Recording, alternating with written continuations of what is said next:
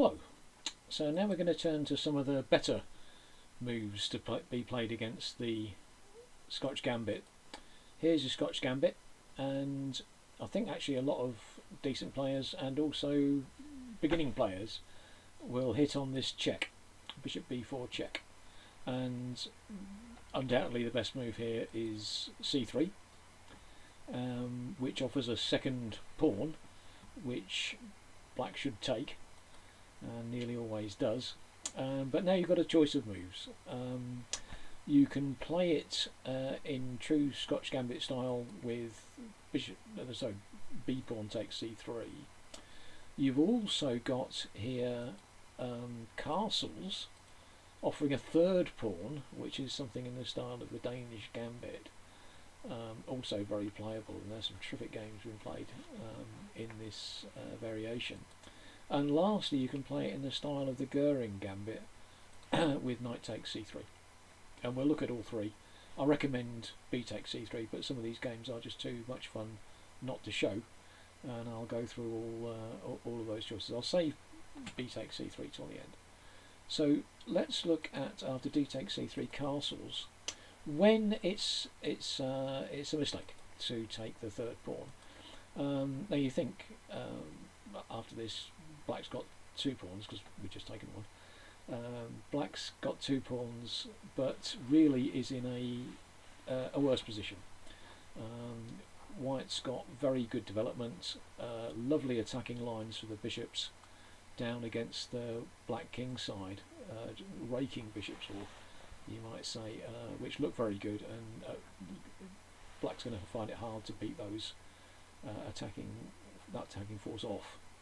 And just as some example games here, white's attacking this g pawn, so king f8 to defend it, and a quick game, knight c3, d6, knight d5, bishop c5, queen c1, setting up some sort of launch for the queen onto c3 when we're threatening mate and mayhem down on the king side. f6 to stop all that.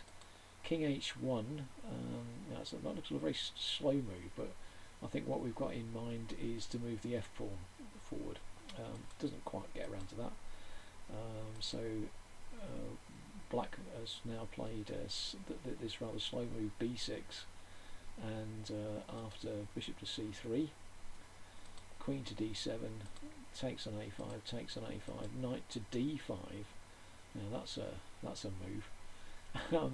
The idea is that if we take with the d pawn, then we'll take with the c5 bishop, and if instead f takes, then f4. And that was such an amazing move, knight e5, that black resigned here. Terrific little game. They're showing you the power of the Scotch Gambit with this extra development and open lines against the black king. Instead of king f8, we had in another game knight ge7, trying to keep the knight out of the way of this pawn push, but knight g5, castles, queen h5. I mean, these moves are so easy to play. h6, and now bishop takes f7 check, takes, king h8, and queen takes g7, supported by the bishop on this long diagonal, checkmate. Good night, nurse. The right move, I'm pretty sure, for black is knight f6, covering the diagonal a little bit, and after knight g5, castles, jab with the pawn, and now the right move, I'm pretty sure, is d5 here, and after takes, queen h5, that king doesn't look safe to me at all. h6 and knight e4. White's got a good attack and a decent position. It's not crushing, but white is better here. Instead, after e5, black in one game chose to retreat, but after queen h5, knight takes f7, black's just toast. And queen g8, bishop d3, check, and it's going to be checkmate very soon. One long line is king h5, check, check, check, and check with a mate with a pawn, rather pleasing. So taking, after castles, taking is a mistake, and instead knight to f6 is a better move. When we poke the knight, black will do best to hit back with d5, takes on g7, rook g8, takes the queen, takes the pawn, and this position is essentially equal. There are some ways that I'm sure black can go wrong. Here is white trying to invade on e7. There's white invading on e7. But although black's got a pawn here, white's activity is more than enough compensation here. We're threatening at the moment to play takes on g7 and then the other rook down with check. So black's got a threat to meet. It's so that even in this endgame, white's got activity for a pawn, and but it's no more than equal. So that's the castles line. After d takes c3, we have castles. After d takes c3, we've also got this move in the style of the Scotch Gambit. Knight takes c3. Play might go knight f6, jab again, and after d5 takes, and now bishop to h6, we've got essentially another equal ending. This is a little bit of a longer game, still of interest, and I'll put it in the well, you can see the study. I'll put a link to the study in the video description, and you can go and play the whole game over if you like. After e5, an alternative way to go forward we had in a game by Jonathan Penrose, England's best player of the 1960s, and a correspondence grandmaster, I think. Takes, d5 hitting back, bishop b3, knight e4, and now bishop takes d5, and this position's nicely active for white. We've got the bishop pair, and in fact we're not even any material down at the moment, but oh, there goes a pawn.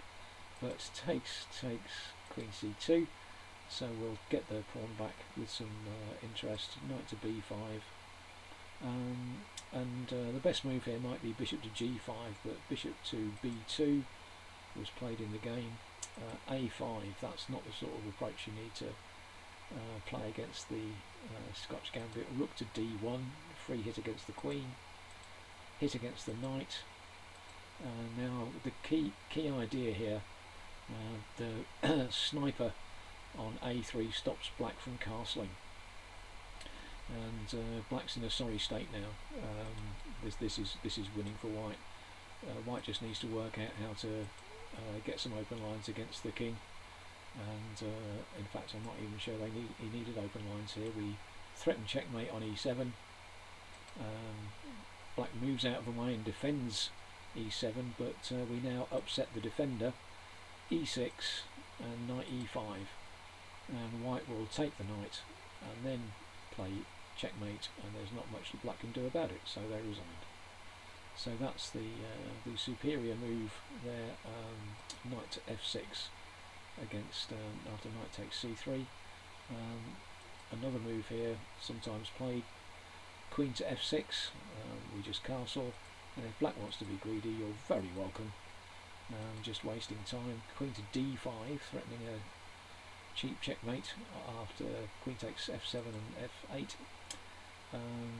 Bishop to g5, so knight goes back to defend f7, bishop g5, and now after knight to e7, queen to c5, and we're threatening checkmate on e7, but there's another threat here, which is to play the bishop takes f7 with check.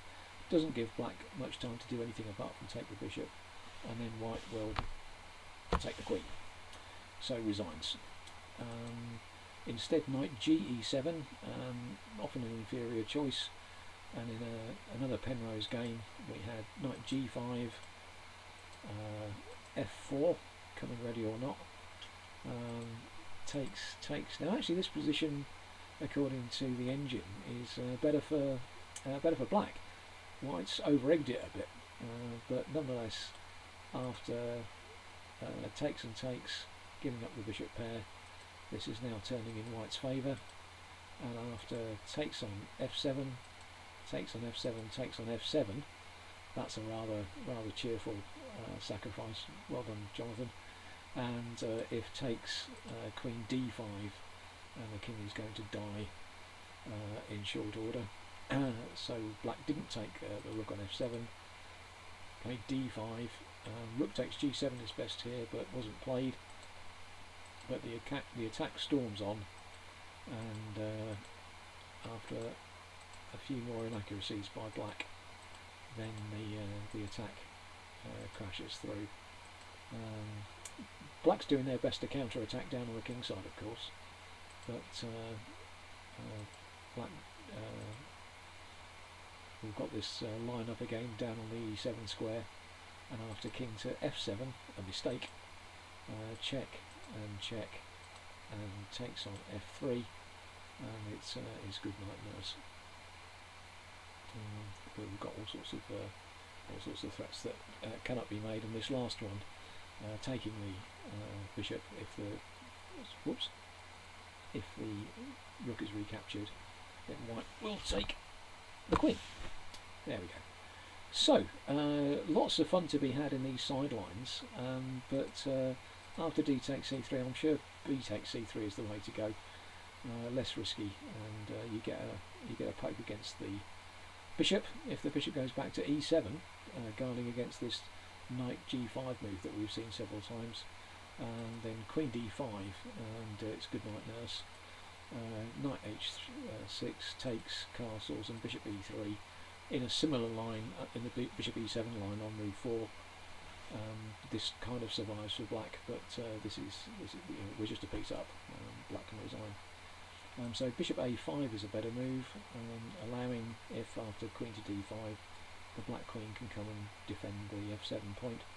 So we castle, and if knight to f6 here, now bishop to a3, this same sniper move stopping black from castling is very good, and leads to a better position for white. So after castles, d6, queen b3, queen e7, and now the best move I think probably is knight b d2.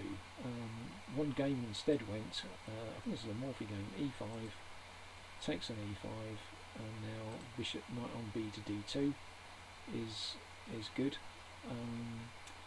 and probably the right move here is to snatch the bishop with knight takes c4. There's a little bit of analysis in the notes there, but instead what was played was bishop to b6, and then after takes our old friend bishop to a3, c5, knight to e4, knight to h6, bishop to b5 check, and we're really trying to harass the enemy king. I think black's just about hanging on here. You can see the computer evaluation here says it's just about equal, but the complications are there, and black couldn't cope after this rather brilliant move, knight to d6 check.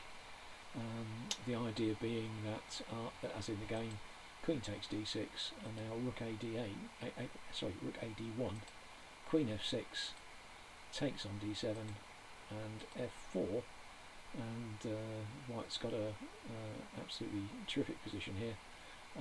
If you may have spotted that white's got a threat of playing c4, uncovering an attack and perhaps winning the white queen, but there's a pin against the black king here which stops that happening. So this position, a lot to settle down yet, but white's got a terrific attack going. Black's pieces are all scattered around the edge of the board, and this is huge fun to play for white. Black really has got lots of ways of going wrong in this position, and that's what you want your opponent to make a mistake. So there are some ways for black to equalise in the middle of all of that, but this is a fun line to play for white.